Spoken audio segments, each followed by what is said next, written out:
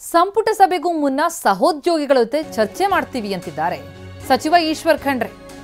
ಬೆಂಗಳೂರಿನಲ್ಲಿ ಮಾತನಾಡಿದ್ರು ಈಶ್ವರ್ ಖಂಡ್ರೆ. ನನ್ನ ಅಭಿಪ್ರಾಯವನ್ನ ಸಂಪುಟದಲ್ಲಿ ಮಂಡನೆ ಮಾಡ್ತೇನೆ, ಸಾಧಕ ಬಾಧಕ ನೋಡಿಕೊಂಡು ನಾವು ತೀರ್ಮಾನ ಮಾಡ್ತೀವಿ. ಲಿಂಗಾಯತರ ಸಂಖ್ಯೆ ಯಾಕೆ ಕಡಿಮೆ ಆಗಿದೆ ಅಂತಲೂ ಕೂಡ ವಿಶ್ಲೇಷಣೆ ಮಾಡಲಾಗುತ್ತೆ. ಜೊತೆಗೆ ಪ್ರತ್ಯೇಕ ಗಣತಿ ಮಾಡ್ತೀವಿ ಅಂತ ಹೇಳ್ತಿದಾರಲ್ಲ, ಅದರ ಬಗ್ಗೆ ಯಾರು ವಿರೋಧ ಮಾಡೋದಕ್ಕೆ ಆಗಲ್ಲ ಅಂತಿದ್ದಾರೆ ಈಶ್ವರ್ ಖಂಡ್ರೆ. ಸಚಿವ ಈಶ್ವರ್ ಖಂಡ್ರೆ ಪ್ರತಿಕ್ರಿಯೆ. ನನ್ನ ನಿಲುವು ಈಗಾಗಲೇ ಹೇಳಿದ್ದೇನೆ. ಇವತ್ತಿನ 4 ಗಂಟೆಗೆ ಸಚಿವ ಸಂಪುಟದ ಸಭೆ ಇದೆ. ಈ ಸಭೆಗೆ ಮುಂಚಿತವಾಗಿ ನಮ್ಮ ಶಾಸಕರ ಜೊತೆಯಲ್ಲಿ, ನನ್ನ ಸಹೋದ್ಯೋಗಿ ಮಿತ್ರರ ಜೊತೆಯಲ್ಲಿ, ಸಚಿವ ಸಂಪುಟದ ಸದಸ್ಯರ ಜೊತೆಯಲ್ಲೂ ಚರ್ಚೆ ಮಾಡ್ತಾ ಇದ್ದೇನೆ. ಇದು ಭಾಳ ದೊಡ್ಡ ಬೃಹತ್ತಾದಂಥ ಒಂದು ಇದು ಸಾಮಾಜಿಕ, ಶೈಕ್ಷಣಿಕ,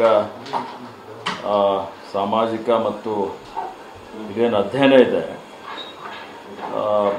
ಇದು ಇನ್ನೂ ಭಾಳಷ್ಟು ನಾವು ತಿಳ್ಕೊಳ್ಬೇಕಾಗ್ತದೆ, ಮಾಹಿತಿ ತಗೊಳ್ಬೇಕಾಗಿದೆ. ನಿನ್ನೆ ಮಾನ್ಯ ಮುಖ್ಯಮಂತ್ರಿಯವರು ಬೀದರ್ಗೆ ಬಂದಿದ್ದರು. ಆ ಒಂದು ಕಾರ್ಯಕ್ರಮದಲ್ಲಿ ನಾನು ವ್ಯಸ್ತನಾಗಿದ್ದೆ. ಈಗೆಲ್ಲ ನೋಡ್ತಾ ಇದ್ದೇನೆ. ನೋಡಿ ನನ್ನ ಅಭಿಪ್ರಾಯ ಸಚಿವ ಸಂಪುಟದಲ್ಲಿ ಮಂಡನೆ ಮಾಡ್ತೇನೆ. ಮತ್ತು ನಾವು ಯಾರೂ ಜಾತಿ ಗಣತಿ ವಿರೋಧಿಗಳಲ್ಲ.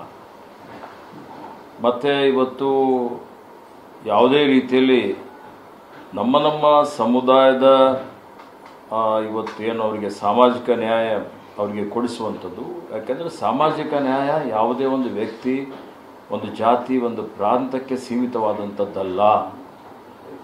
ಸಾಮಾಜಿಕ ನ್ಯಾಯ ಈ ದೇಶದಲ್ಲಿರುವಂಥ ಎಲ್ಲ ಸಮುದಾಯಗಳಿಗೆ ನಾವು ಕೊಡಬೇಕಾಗ್ತದೆ. ಸಂವಿಧಾನಬದ್ಧವಾಗಿಯೂ ಸಮಾಜದಲ್ಲಿರುವಂಥ ಕಡೆ ವ್ಯಕ್ತಿ, ಅವನು ಶೋಷಿತ ಸಮುದಾಯಕ್ಕೆ ಒಳಗಾಗಿದ್ದವರು ಇರ್ಬೋದು, ಪರಿಶಿಷ್ಟ ಪರಿಶಿಷ್ಟ ಪಂಗಡ, ಹಿಂದುಳಿದವರು, ಅಲ್ಪಸಂಖ್ಯಾತರು, ಅವರ ಜೊತೆಯಲ್ಲಿ ಮೇಲ್ವರ್ಗದ ಬಡವರಿಗೂ ನಾವು ಸಾಮಾಜಿಕ ನ್ಯಾಯ ಕೊಡಲೇಬೇಕಾಗ್ತದೆ. ಅದು ನಮ್ಮ ಪಕ್ಷದ ಸಿದ್ಧಾಂತ ಇದೆ, ತತ್ವ ಇದೆ.